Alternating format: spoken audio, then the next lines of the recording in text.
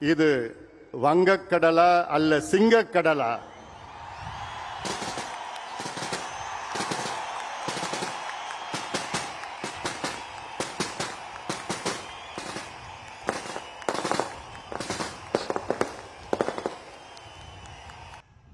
அந்த காலத்தில் சொல்லுவாங்க, அள்ளிக்கொடியை இழுத்தா பள்ளிக்கொடி வரும்னு சொல்லுவாங்க. தமிழ்நாட்டில் தனிப்பெரும் சமுதாயம் வன்னியர் சமுதாயம். The single largest community in Tamil Nadu வன்னியர்கள். அப்படிப்பட்ட நம் சொந்தங்கள் இன்று மாமல்லபுரத்தில் சித்திரை முழுநிலவு இங்கே அந்த நேரத்திலே இங்கே சந்திக்கின்றோம்.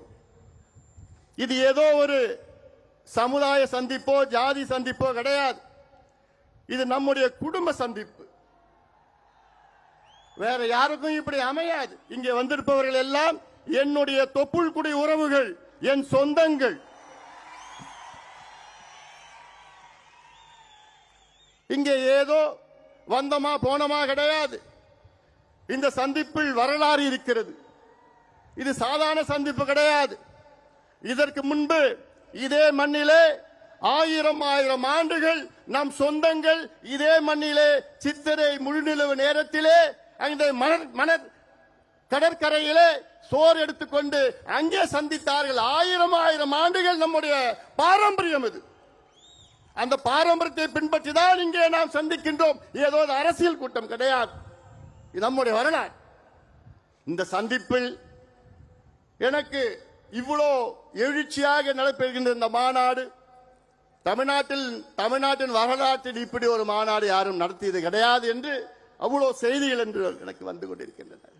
ஆனால் இந்த நேரத்திலே எனக்கு மிகப்பெரிய ஒரு வருத்தம், என்னுடைய அண்ணன் காடுவெட்டியார் மாவீரன் இந்த மாநாட்டிலே இல்லை என்று. காரணம், 12 ஆண்டுகளுக்கு முன்பு இதே மண்ணிலே என்னுடைய அண்ணன் காடுவெட்டியார் அவர்கள் மிக பிரம்மாண்டமான மாநாட்டை நடத்தினார்கள். இன்று மட்டும் என் அண்ணன் காடுவெட்டியார் இருந்திருந்தால் நானும் அவருடைய அன்பு தம்பியை போன்று அந்த பகுதியிலே நான் அமர்ந்து கொண்டிருப்பேன். காடுவெட்டியார் மறைவில்லை, நம்முள் இருக்கின்றார். அவருடைய கனவு ஐயா காலத்தில் தமிழ்நாட்டை நாம் சொந்தம் ஆள வேண்டும், நாம் ஆள வேண்டும் என்ற அவரை கனவு அது. அதை நினைவாக்குவது இங்கே வருகை தந்திருக்கின்ற லட்சக்கணக்கான என் தம்பிகளும் என் தங்கைகளுடைய கடமையாக நான் பார்க்கின்றேன். அன்பு சொந்தங்களே,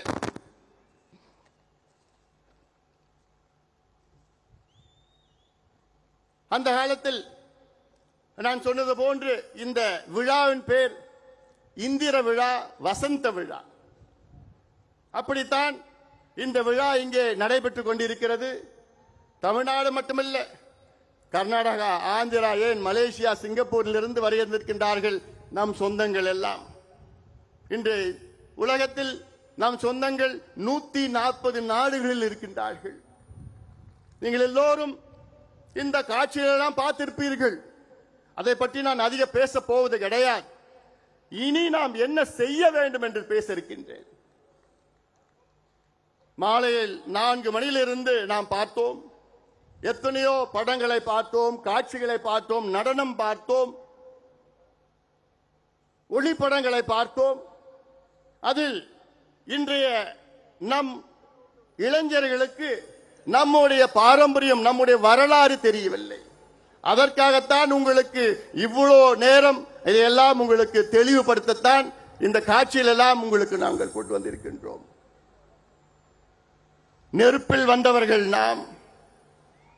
நமக்கு மட்டும்தான் ஒரு புராணம் இருக்கிறது. இந்தியாவிலே நம் சமுதாயத்துக்கு மட்டும்தான் ஒரு புராணம் இருக்கிறது. வேறு எந்த சமுதாயத்தும் கிடையாது. காரணம், நாம் வன்னியக்குள்ள சத்திரியர்கள் தான். அதே போன்று இந்த மண்ணை ஆண்டவர்கள், நம் குலத்தில் பிறந்த மன்னர்கள், ஜமீன்தார்கள், அது மட்டுமல்ல வள்ளல்கள், போராளிகள், தியாகிகள், அத்தனை பேரும் நீங்கள் பார்த்திருக்கிறீர்கள். உங்களுக்கு அதை சொல்வதெல்லாம் இங்கே இருக்கின்ற இளைஞர்களுக்கு ஒரு விழிப்புணர்வு ஏற்படுத்த வேண்டும் என்ற நோக்கத்திலே தான். சுதந்திரத்திற்கு முன்பு நினைத்து பாருங்கள், எத்தனை பேருக்கு தெரியும் நாகப்ப படையாட்சி தென்னாப்பிரிக்காவிலே காந்தி அவர்கள் தொடங்கிய சத்தியாகிரக போராட்டத்தில் உயிர் நீத்த முதல் தியாகி. இந்திய விடுதலை சத்தியாகிரக போராட்டம் அடித்தளம்.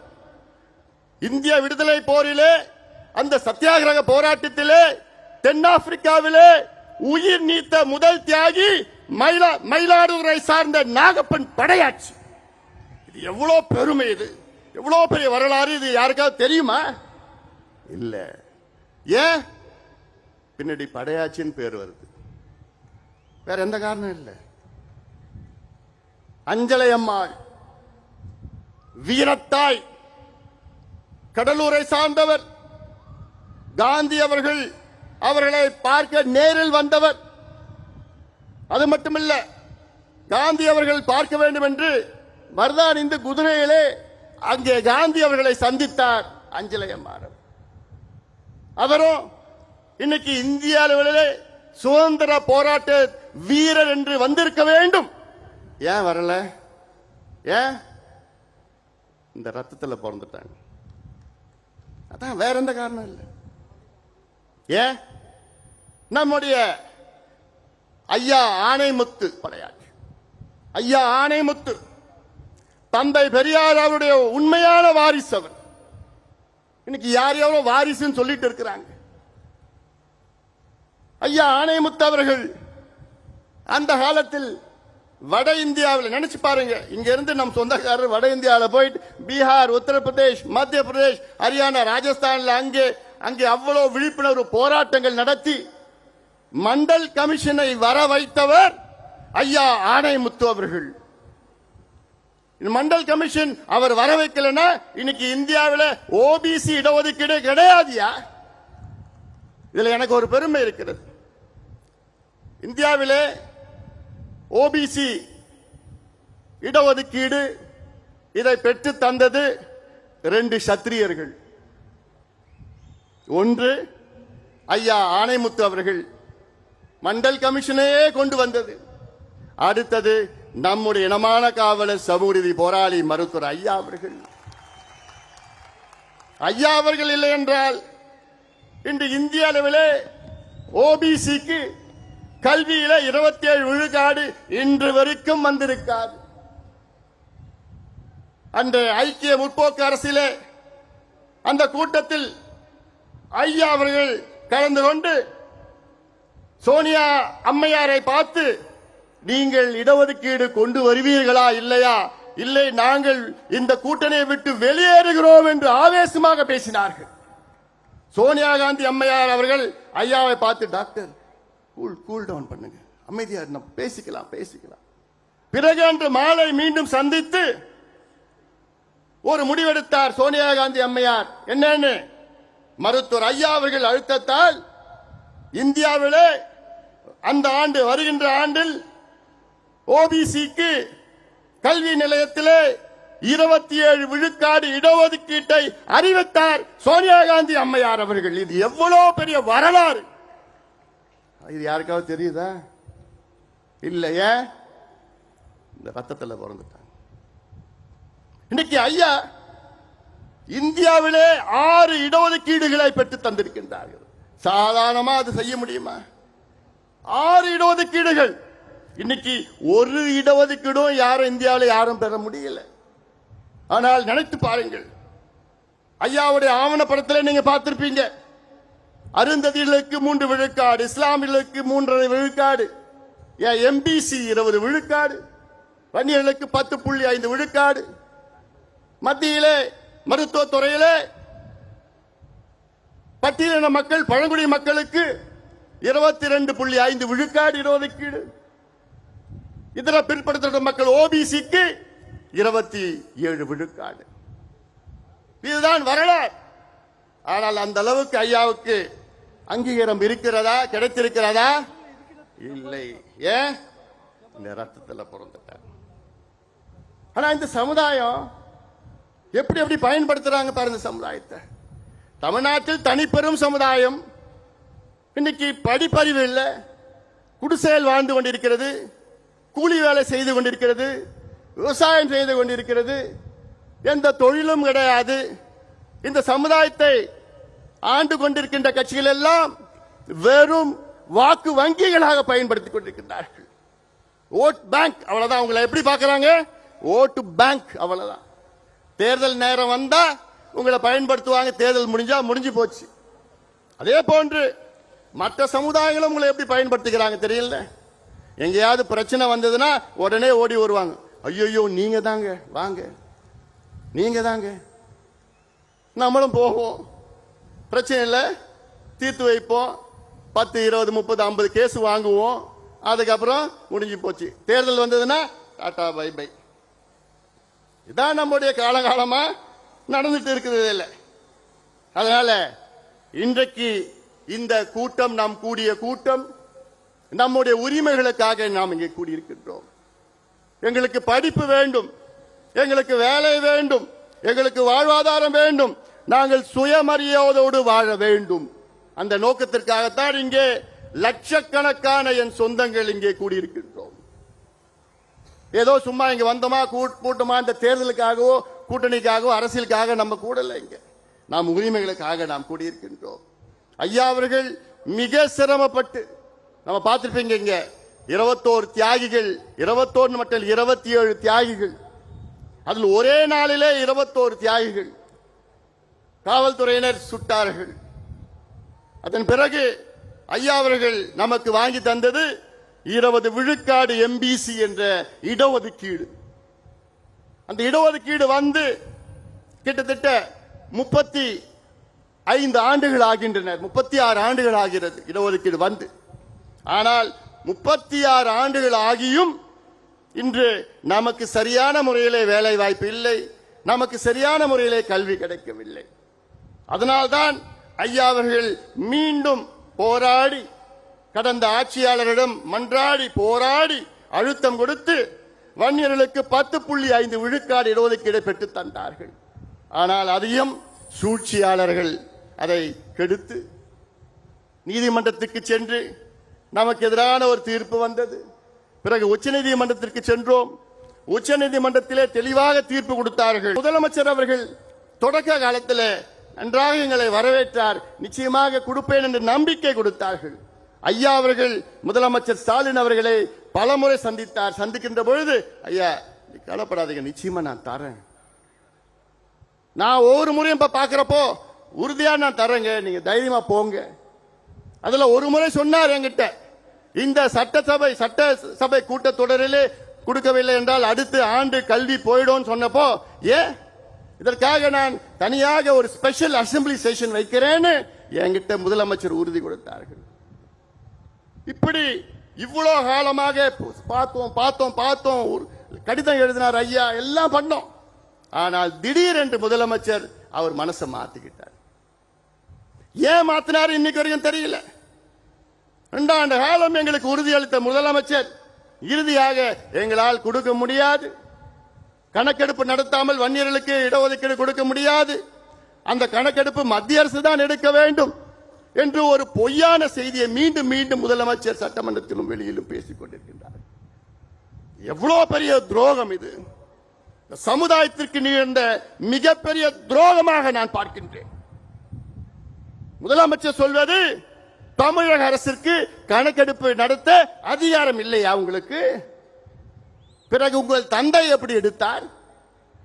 கடந்த காலத்திலே எம்ஜிஆர் அவர்கள் எப்படி எடுத்தார்கள்? உங்கள் தந்தையை நிறுவிய சட்டநாதன் கமிஷன் 1969-70 நிறுவிய கமிஷன், அவர்கள் ஒரு பரிந்துரை கொடுத்தார்கள், ஒரு கணக்கெடுப்பு நடத்தி, அந்த கணக்கெடுப்பு அதற்கு அவர்களுக்கு அதிகாரம் இல்லையா? எம்ஜிஆர் அவர்கள் 1984 அம்பாசங்கர் கமிஷனை நிறுவினார். அம்பாசங்கர் அவர்கள் வீடு வீடாக டோர் டு டோர் எனுமரேஷன் செய்தார்கள். அப்பொழுது அவருக்கு அதிகாரம் இல்லையா? அதன் பிறகு ஜனார்தனன் கமிஷன் அவர்கள் இதையெல்லாம் ஒன்றாக சேர்த்து கொலேட் பண்ணி அவர்கள் ஜனார்தனம், நீதி அரசர் ஜனார்தனம் 3 பரிந்துரைகளை கொடுத்தார்கள் அரசுக்கு, திமுக அரசுக்கு. ஒன்று, அருந்ததியர்களுக்கு 3 விழுக்காடு உள்ஒதுக்கீடு கொடுக்க வேண்டும் என்று நீதியரசர் ஜனார்தனம் பரிந்துரை கொடுத்தார். அதை அப்படியே கலைஞர் அவர்கள் ஏற்றுக்கொண்டார், அருந்ததியர்களுக்கு உள்ஒதுக்கீடு கொடுத்தார். இரண்டாவது பரிந்துரை ஜனார்தன் அவர்கள் கொடுத்தது, இஸ்லாமியர்களுக்கு 3.5 விழுக்காடு உள்ஒதுக்கீடு பிசியிலே கொடுக்க வேண்டும் என்று கொடுத்தார். அதையும் கலைஞர் அவர்கள் அப்படியே ஏற்றுக்கொண்டார். இதே நீதியரசர் ஜனார்தன் மூன்றாவது பரிந்துரை என்ன, வன்னியர்களுக்கு 13.1 விழுக்காடு தனி ஒதுக்கீடு கொடுக்க வேண்டும் என்று அந்த பரிந்துரையும் கொடுத்தார். அதை மற்றும் கலைஞர் ஏற்றுக்கொள்ளவில்லை. அதை மற்றும் குப்பைகளை தூக்கிவிட்டார், வீசிவிட்டார். எவ்வளவு பெரிய துரோகம் இது, எவ்வளவு பெரிய துரோகம் இது. உங்களுக்கு எங்களுடைய வாக்குகள் மட்டும் வேண்டும். 1957 திமுக போட்டியிட்ட முதல் தேர்தல். அந்த தேர்தலில் திமுக 15 தொகுதிகளில் வெற்றி பெற்றது. அதில் 14 தொகுதிகள் வன்னியர் வாழ்கின்ற பகுதி. 1962 திமுக 50 தொகுதிகளை வெற்றி பெற்றது. அதில் 45 தொகுதிகள் வன்னியர்கள் வாழ்ந்து கொண்டிருக்கிற தொகுதிகள். 1967 திமுக ஆட்சிக்கு வருகிறது. அப்பொழுது 138 தொகுதிகளை வெற்றி பெறுகிறது. அதில் 92 தொகுதிகள் வன்னியர்கள் வாழ்கின்ற தொகுதிகள். இப்படி இந்த சமுதாயம் உங்களை ஆட்சியில் அமர வைத்து உங்களுக்கு இவ்வளவு ஆதரவு கொடுத்து, ஏன் இன்னைக்கு திமுகவிலே அதிக சட்டமன்ற உறுப்பினர்கள் கொடுத்த சமுதாயம் என்ன சமுதாயம்? இந்த வன்னியர் சமுதாயம் தான். 23 சட்டமன்ற உறுப்பினர்களை இந்த சமுதாயம் உங்களுக்கு கொடுத்திருக்கிறது. அதிகபட்ச சட்டமன்ற உறுப்பினர்கள் ஒரு சமுதாயத்தில். ஆனால் உங்களுக்கு இந்த சமுதாயத்திற்கு படிப்பும் வேலையும் கொடுக்க உங்களுக்கு மனசு இல்லைன்னா எப்பேற்பட்ட மனசு உங்களுக்கு? துரோகமாக நான் பார்க்கின்றேன். சமுதாயத்திற்கு செய்கின்ற துரோகமாக பார்க்கின்றேன். அப்படி நாங்க உங்களுக்கு என்னையா செஞ்சோம்? என்ன நாங்க தப்பு பண்ணோம்? இதெல்லாம் நீங்கள் எல்லாம் சிந்திக்க வேண்டும். சும்மா ஏதோ வந்தோம் போனோம் பார்த்தோம் எல்லாம் கிடையாது. இந்த நேரம் முக்கியமான நேரம். இந்தியா பாகிஸ்தான் பிரச்சனை நடக்குது. அது ஒரு பக்கம் நடந்துட்டு இருக்கு. இன்னைக்கு சீஸ்ஃபயர் இருக்கு. ஆனாலும் இந்த நேரத்தில் ஏதோ நம்ம வந்தோம் ஆட்டம் பாட்டம்லாம் போடல. இங்க நிகழ்ச்சி போட்டதெல்லாம் உங்களுக்காக, உங்களுக்கு தெரிஞ்சுக்கொள்ளணும், உங்க வரலாறு தெரிஞ்சுக்கணும்னு தான் போட்டிருக்கு. ஏன்னா நீங்க யார் யார் பின்னாடியே போயிட்டு இருக்கீங்க. அடுக்கு மொழியில வசனம் பேசினா முன்னாடி போயிட்டு இருக்கீங்க. சினிமாவில் நடிச்சா போயிட்டு இருக்கிறீங்க. ஆனா அதை விட முக்கியம், நீங்க படிக்கணும், உங்க பிள்ளைகள் படிக்கணும், படிச்சு வேலைக்கு போகணும்னு 45 ஆண்டு காலம் நம்முடைய மருத்துவர் ஐயா அவர்கள் உங்களுக்காக உழைத்துக் கொண்டிருக்கின்றார்கள். 45 ஆண்டு காலம் வித்து பாருங்கள். இன்னைக்கு தமிழ்நாட்டில் ஏன் நம்ம தனியா ஒதுக்கீடு கேட்கிறோம்? வன்னியர்கள் ஏன் கேட்கிறோம்? ஏன் கேட்டோம்? முதல்ல தமிழக அரசு சொல்லுது, இன்னைக்கு வன்னியர்கள் 20 விழுக்காடு எம்பிசியில 12% எடுத்துக்கிறாங்க, 13% எடுத்துக்கிறாங்க. இப்படி பொய்யான செய்தியை சொல்லிக் கொண்டிருக்கின்றார்கள். எவ்வளவு பெரிய ஒரு பொய் அது, துரோகம் அது. நான் அதுக்கு ஒரு உதாரணம் நான் சொல்றேன். இன்னைக்கு தமிழ்நாட்டிலே உயர் காவல்துறை பொறுப்பில் இருப்பவர்கள் 109 பேர். டிஜிபி, ஏடிஜிபி, ஐஜி, டிஐஜி, இந்த டாப் போலீஸ் ஆபீசர் 109 பேர் இருக்கிறாங்க. அதுல எத்தனை வன்னியர்கள் இருக்காங்க தெரியுமா? ஒன்னே ஒண்ணு. இதை விட ஒரு சமூக அநீதி கிடைக்குமா? இருக்குமா? நடக்குமா? தமிழ்நாட்டில் தனிப்பெரும் சமுதாயம், சிங்கிள் லார்ஜஸ்ட் கம்யூனிட்டி தமிழ்நாட்டில் வன்னியர் சமுதாயம். ஆனால் 109 காவல்துறை உயர் அதிகாரியில் ஒரே ஒரு வன்னியர் இருக்கின்றார் என்றால் யாரு செஞ்ச தப்புங்க அது? இதுல 36 ஆண்டு காலம் எம்பிசின்னு உருவாக்கி, இந்த 36 ஆண்டு காலத்தில் தகுதியானவர் ஒருத்தர் 2 பேர் கூட உங்களுக்கு கிடைக்கலையா? தமிழ்நாட்டில் இந்திய ஆட்சி பணியில 326 பேர் இருக்கிறாங்க. ஐஏஎஸ்ல இவங்க அரசாங்கம் சொல்ற கணக்கு வன்னியர்களுக்கு 10% 12% கிடைக்குதுன்னா எவ்வளவு வந்திருக்கணும்? கிட்டத்தட்ட 35 IAS அதிகாரிகள் வந்திருக்கணும் தமிழ்நாட்டில் இந்த சமுதாயத்தில். ஆனா எவ்வளவு பேர் தெரியுமா இருக்கிறாங்க? வெறும் 14 பேர் இருக்கிறாங்க. அந்த 14 பேர்ல 13 பேர் ப்ரமோஷன்.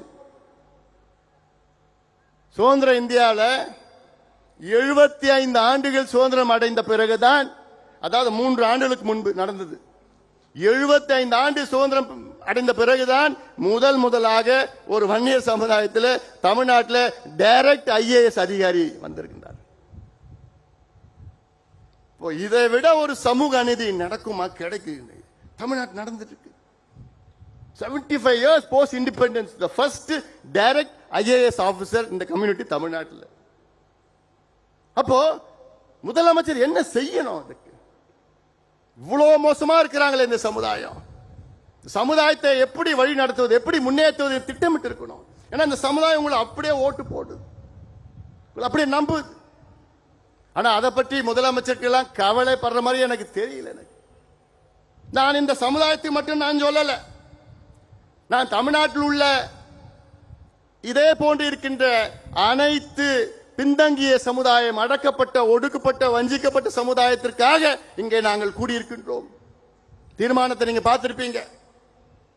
இங்கே நாங்கள் இந்த கூட்டத்தை நடத்துகின்ற நோக்கமே தமிழ்நாட்டில் உள்ள வன்னியர்கள் உள்ளிட்ட அனைத்து பின்தங்கிய சமுதாயங்களுக்கு நாங்கள் இடஒதுக்கீடு மட்டுமல்ல, நல்ல முன்னேற்றங்களை கொடுக்க வேண்டும் என்ற நோக்கத்திலே இங்கே நாங்கள் கூடியிருக்கின்றோம். அதுல இன்னொரு தீர்மானம் பார்த்திருப்பீங்க, பட்டியலின மக்களுக்கு 2 விழுக்காடு கூடுதலாக இடஒதுக்கீடு என்று பார்த்திருப்பீர்கள். இதெல்லாம் என்ன செய்யணும்? அடித்தளம் என்ன செய்யணும்? இந்த சமுதாயத்தினுடைய இந்த மாநாட்டுடைய முக்கியமான கோரிக்கை, தமிழ்நாட்டில் ஜாதிவாரி மக்கள் தொகை கணக்கெடுப்பு நடத்துங்கள். மத்திய அரசு அறிவித்திருக்கிறது. அதற்கு பிரதமர் நரேந்திர மோடி அவர்களுக்கு நன்றிகளை தெரிவிக்கின்றோம். காரணம், எங்களுடைய மருத்துவர் ஐயா அவர்களுடைய 45 ஆண்டு கால கோரிக்கை. 45 ஆண்டு காலமாக எத்தனையோ பிரதமர்களை ஐயா அவர்கள் நேரிலே சந்தித்தார்கள்.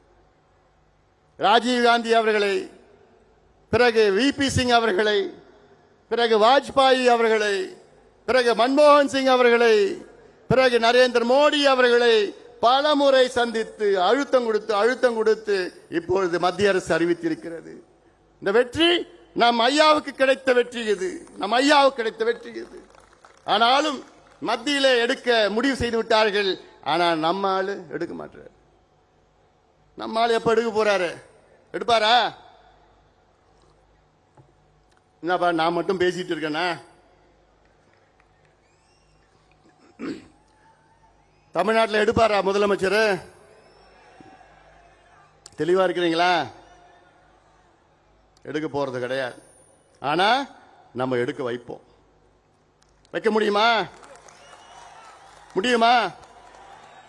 சரி, நான் கேட்கிறேன், எவ்வளவு காலமா எங்களை கெஞ்ச வைப்பீங்க நீங்க? 45 வருஷமா ஐயா அவர்கள், நான் சொன்னேன்ல, எத்தனையோ முதலமைச்சரை பார்க்கிறாரு, எத்தனையோ பிரதமரை பார்க்கிறாரு. எதுக்கு பார்க்கிறாரு? இந்த பிள்ளைங்களுக்கு படிப்பு கொடு, இந்த பிள்ளைங்களுக்கு வேலை கொடு, எங்களை சுயமரியாதையோட வாழ விடு. எவ்வளவு காலமையா கெஞ்ச வைப்பீங்க எங்களை? சரி, எனக்கு ஒரு ஆசை இருக்கு. என்ன ஆசை? நம்ம இவ்வளவு காலமா மனு கொடுத்துட்டு வரோம். இனி நம்ம மனு வாங்குகின்ற சமுதாயமாக மாற வேண்டும். முடியுமா? முடியுமா? நீங்க நினைச்சா நடக்கும். நீங்க நினைச்சா நடக்கும். இன்னைக்கு தமிழ்நாட்டு முதலமைச்சர் எல்லா அதிகாரமும் அவரிடம் இருக்கிறது. எல்லா அதிகாரிகள் இருக்கின்றார்கள், நிதி இருக்கிறது, எல்லாம் இருக்கு. ஆனா மனசு மட்டும் இல்ல அவருக்கு. ஒரு கணக்கெடுப்பு நடத்தினா தமிழ்நாட்டில் எவ்வளவு பிரச்சனை தீரும். உங்ககிட்ட நாங்க ஹைடெக் சிட்டி கேட்கல. இவங்க நினைச்சிட்டு இருக்காங்க ஒரு தமிழ்நாட்டினுடைய வளர்ச்சி என்றால் எல்லாம் மாலும் கட்டிட்டு, டைடல் பார்க் கட்டிட்டு, hi-tech city, intellectual city, road பெருசா போட்டுவிட்டு, ஏர்போர்ட் பெருசா கட்டிக்கிட்டு, அதெல்லாம் நினைச்சிட்டு இருக்காங்க. இதுதான் வளர்ச்சின்னு நினைச்சிட்டு இருக்காங்க. அது என்னை பொறுத்தவரைக்கும் வளர்ச்சியா நான் பார்க்கல. வளர்ச்சினா அதை சுத்தி வாழ்கின்ற மக்கள் முன்னேறி இருக்க வேண்டும், முன்னேற வேண்டும், படிக்க வேண்டும், வேலைக்கு போகணும். பெரிய பெரிய இன்ஃப்ராஸ்ட்ரக்சர் பில்டிங்லாம் அது வளர்ச்சி கிடையாது. ஆனால் இதைத்தான் முதலமைச்சர் அவர்கள் அதை நினைத்துக் கொண்டிருக்கின்றார்கள்.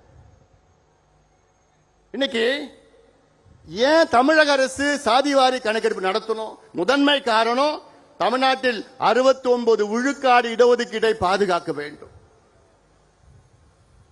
இன்னைக்கு இந்த இடஒதுக்கீடு உச்ச நீதிமன்றத்திலே வழக்கு இருக்கிறது. இந்த 69 விழுக்காடு இடஒதுக்கீடை தடை செய்ய வேண்டும் என்று. இந்த இடஒதுக்கீடு பெறுவதற்கு ஐயா உள்ளிட்ட நீங்கள் எல்லோரும் எத்தனை போராட்டங்கள் செய்தீர்கள். அது மட்டுமல்ல, முன்னாள் முதலமைச்சர் ஜெயலலிதா அம்மையார் அவர்கள் 69 விழுக்காடு இடஒதுக்கீட்டை 9வது அட்டவணையிலே, அரசியல் சாசன 9வது அட்டவணையிலே மிக சிரமத்திற்கு பிறகு நம்ம இடஒதுக்கீடை பாதுகாப்பு அளித்தார்.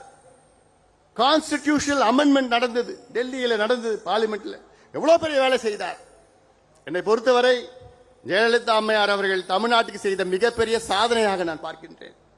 ஆனால் அந்த இடஒதுக்கீட்டுக்கு இன்று ஆபத்து வந்திருக்கிறது. இதை பற்றி ஒரு துளியும் கவலை இல்லாத நம்முடைய முதலமைச்சர் ஸ்டாலின் அவர்கள், என்னைக்கு சுப்ரீம் கோர்ட்ல வரப்போகுதுன்னு தெரியல, வந்ததுன்னா முடிச்சிடுவாங்க. ஏன்னா கணக்கு இல்லை நம்ம கிட்ட.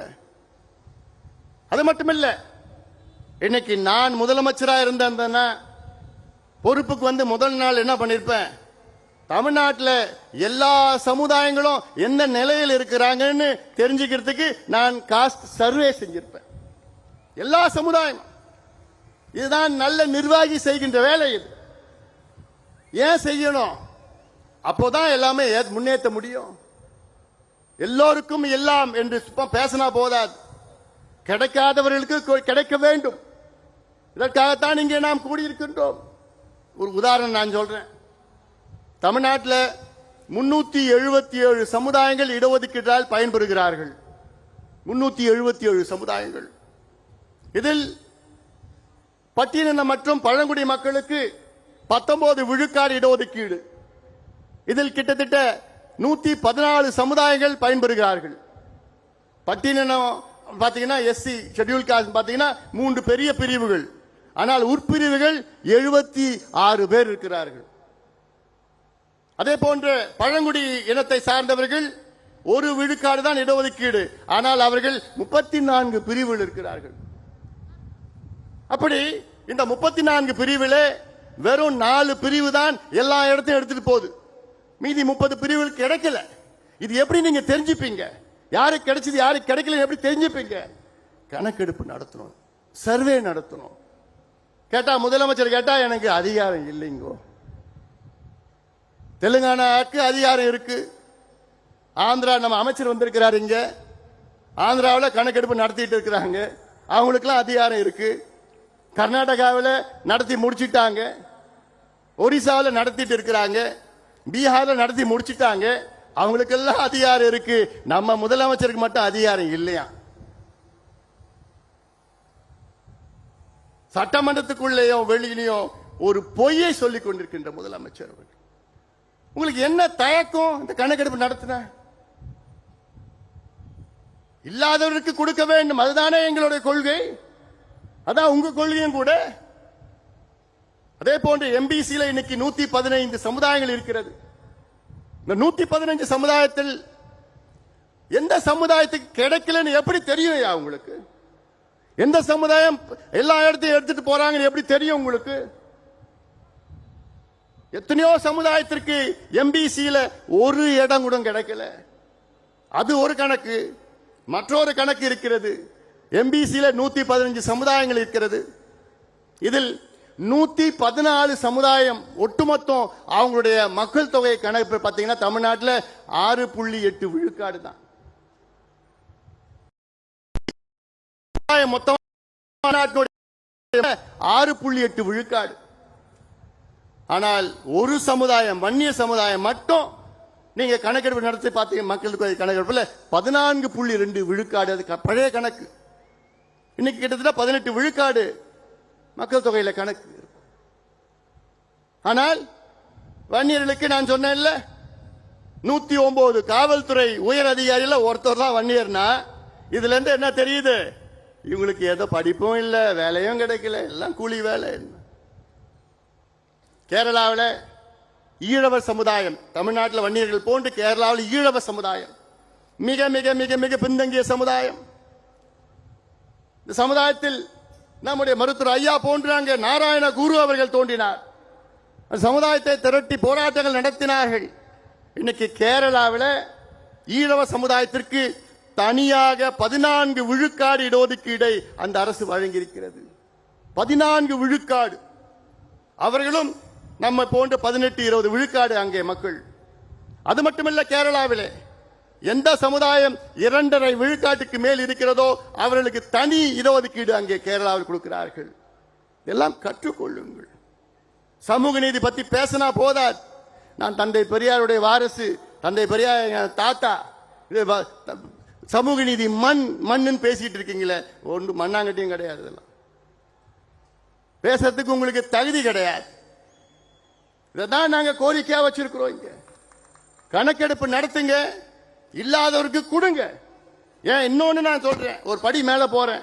நீங்க கணக்கெடுப்பு நடத்துனீங்கன்னா ஓபன் காம்படிஷன், முன்னேறிய வகுப்பினர்கள் அதுல யார் பின்தங்கி இருக்கிறா அவர்களுக்கு நீங்கள் ஏதாவது சலுகைகள் கொடுக்கலாம், நலத்திட்டங்கள் கொடுக்கலாம், கடன் கொடுக்கலாம் அவர் முன்னேற்றுவதற்காக.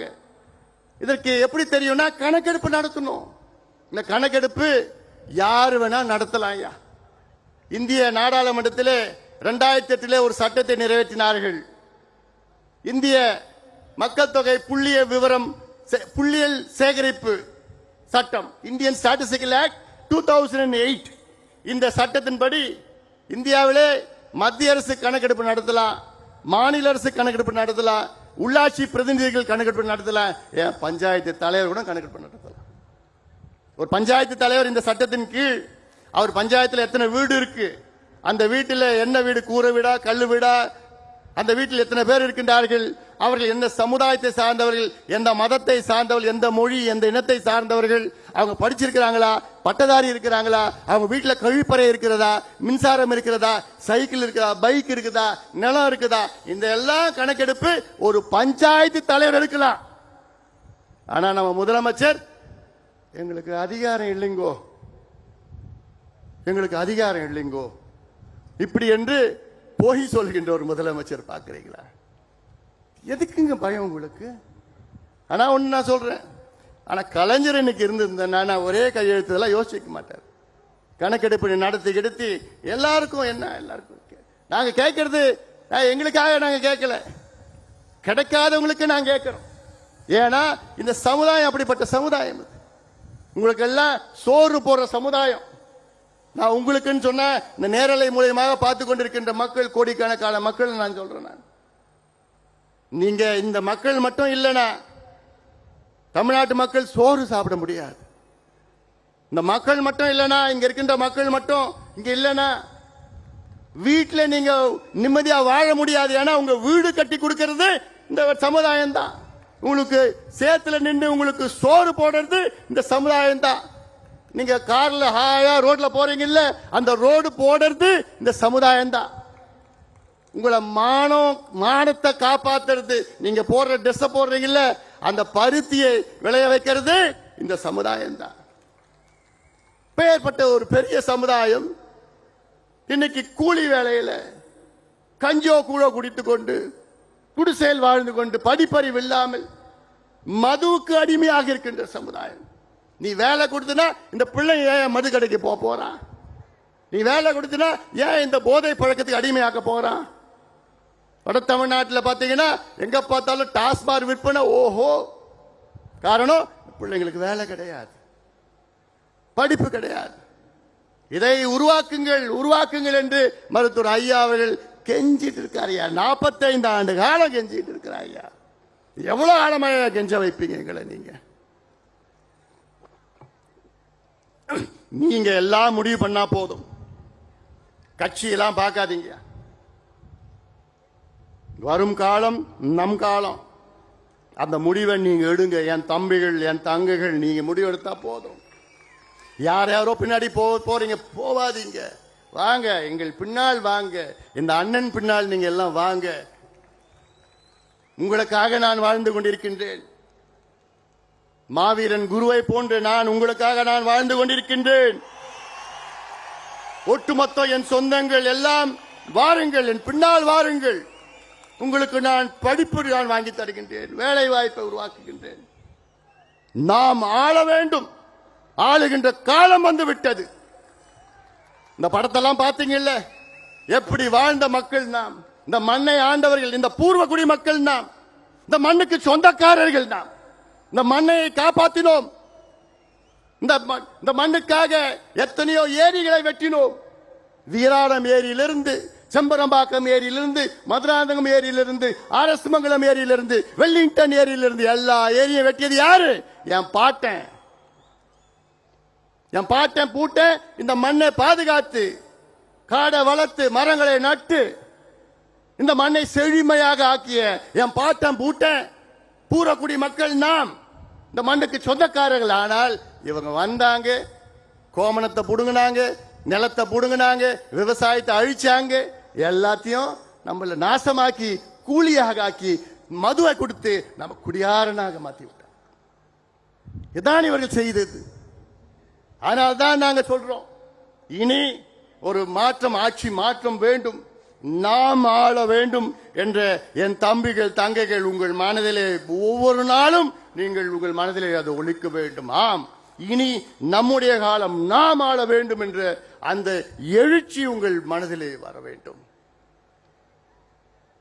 இன்னொன்று, இப்பொழுது இந்த தீர்மானம் ஒன்று படித்தோம். அதில் தனியார் துறையிலே இடஒதுக்கீடு வேண்டும் என்று.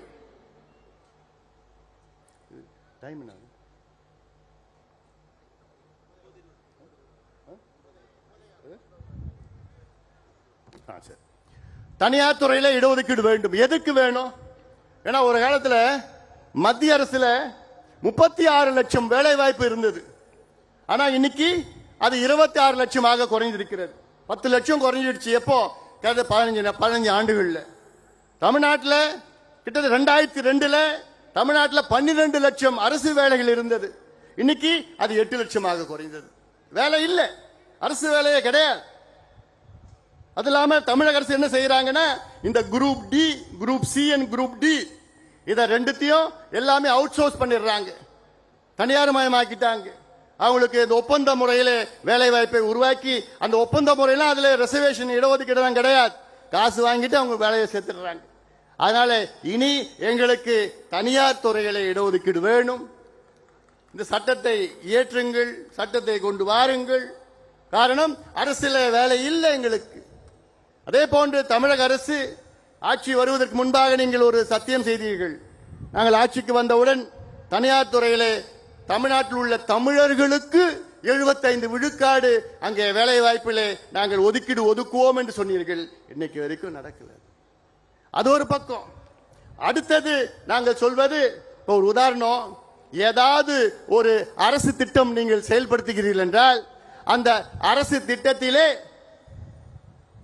நம்முடைய மக்களுடைய நிலங்களை பிடுங்கி அவர்களை அச்சுறுத்தி குண்டர் சட்டத்திலே போட்டு அவர்களை சிறையில் அடைத்து அவர்களுடைய இடங்களை பிடுங்கி கொண்டிருக்கின்ற அரசு, தமிழக அரசு. இனி அதை நடக்காது, நடக்க விட மாட்டோம். அதாவது நான் ஆட்சியில் இருந்தோம்னா, நம்ம ஆட்சியில் இருந்தா, நான் முதலமைச்சராக இருந்தா என்ன பண்ணுவோம் தெரியுமா? ஒரு உதாரணம், என்னுடைய ஆசை சென்னையிலுக்கும் கன்னியாகுமரிக்கும் ஒரு 10 வழி சாலை போடணும். சென்னைக்கும் கன்னியாகுமரிக்கும் 10 வழி சாலை, கிரீன்ஃபீல்டு. அது எப்படி நான் செய்வேன்னா, நிலத்தை நான் போய் விவசாயிடம் கேட்பேன், ஏன்னா இது அவசியமானது என்று கேட்டு அந்த விவசாயி நடத்த கொடுத்தாங்கன்னா அந்த விவசாயிய இந்த திட்டத்திலே ஒரு பங்குதாரராக நான் சேர்ப்பேன், ஒரு ஸ்டேக் ஹோல்டர். ஸ்டேக் ஹோல்டர்னா அந்த நிலம் எவ்வளவு கொடுக்கறாங்களோ அந்த திட்டத்திற்கு அவங்களும் பங்குதாரர், ஷேர் ஹோல்டர். அவங்களுக்கு மாதம் மாதம் அவங்க பேங்க்ல போய் பணம் போய் சேரும். இந்த டோல்கேட்ல கலெக்ட் பண்றான் பாரு காசு, எவ்வளோ கோடி கணக்கான, ஆயிரக்கணக்கான கோடி, அதுல 3ல் 1 பங்கு கொடுத்து நிலம் கொடுத்த விவசாயிக்கு மாசம் மாசம் போய் சேரும். அப்ப என்ன பண்ணுவான் விவசாயி? விவசாயத்துல நட்டோம் எடுத்துக்குங்கன்னு சொல்லப்போம். இதுதான் முறையானது. ஏன் இப்போ பரந்தூர் விமான நிலையம் 5000 ஏக்கர் எடுக்கிறீங்க, அதுல கிட்டத்தட்ட 3200 ஏக்கர் விவசாய நிலம், தனியார் நிலம். அது அந்த விமான நிலையத்தில் அங்க இருக்கின்ற விவசாயிகளை பங்குதாரரா சேருங்க. ஏன் அவங்களை நீங்க அகற்றுறீங்க? ஏன் அது அதானி அம்பானி மட்டும்தான் அது கொடுக்கணுமா? அதற்கு முதலாளி அதானி அம்பானி மட்டும்தான் இருக்கணுமா? ஏன் அங்க இருக்கிற விவசாயிகளும் அந்த விமான நிலையத்துக்கு முதலாளி ஆக்குங்க, அவங்களுக்கு பங்கு கொடுங்க, ஷேர்ஸ் கொடுங்க, அவங்களுக்கு மான மரியாதையோட வாழ வையுங்க. இதைத்தான் செயல்படுத்த வேண்டிய. இவ்வளோ திட்டம் இருக்குயா எங்க கிட்ட, எவ்வளோ திட்டம் இருக்கு. ஆனா அந்த அதிகாரம் தான் கிடையாது. நீங்க மட்டும் நினைச்சு அந்த அதிகாரத்தை நீங்க மட்டும் கொடுத்தீங்கன்னா தமிழ்நாட்டை சிங்கப்பூருக்கு நிகராக எங்களால் மாற்ற முடியும். அது எங்களால் மட்டும்தான் முடியும், நம்மால் மட்டும்தான் முடியும். வேற யாரால முடியாது, யாரும் தெரியாது. ராத்திரி 2 மணிக்கு என்னை எழுப்பி கூப்பிட்டா, எழுப்பிட்டு தமிழ்நாட்டில் என்ன பிரச்சனை இருக்கு, ராமநாதபுரம் மாவட்டத்தில் என்ன பிரச்சனை இருக்குன்னா 2 மணிக்கு நான் சொல்லுவேன். நான் ராமநாதபுரத்தில் இந்த பிரச்சனை, இந்த தீர்வு, அந்த பிரச்சனைக்கு தீர்வு, அந்த ராமநாதபுரத்தில் இந்த ஒன்றியத்தில் இந்த பிரச்சனை, இல்ல ஆர்எஸ் மங்கலம் ஏரியில் இந்த பிரச்சனை, இப்படி எல்லாம் என்னால சொல்ல முடியும். தமிழ்நாட்டில் 38 மாவட்டத்தில் உள்ள என்னென்ன பிரச்சனை இருக்கிறதோ அத்தனையும் எங்களால சொல்ல முடியும். பிரச்சனை மட்டுமல்ல, அதற்கு என்ன தீர்வுன்னு சொல்ல முடியும். அதுதான் நமக்கும் மற்றவர்களுக்கும் வித்தியாசம். ஆக தமிழக மக்களே, எங்களுக்கு ஒரு வாய்ப்பளியுங்கள். சமுதாயத்துக்கு நான் கேட்க, சமுதாயத்துக்கு மட்டும் நான் கேட்கல, சமூக நீதிக்கு ஒரு வாய்ப்பளியுங்கள்.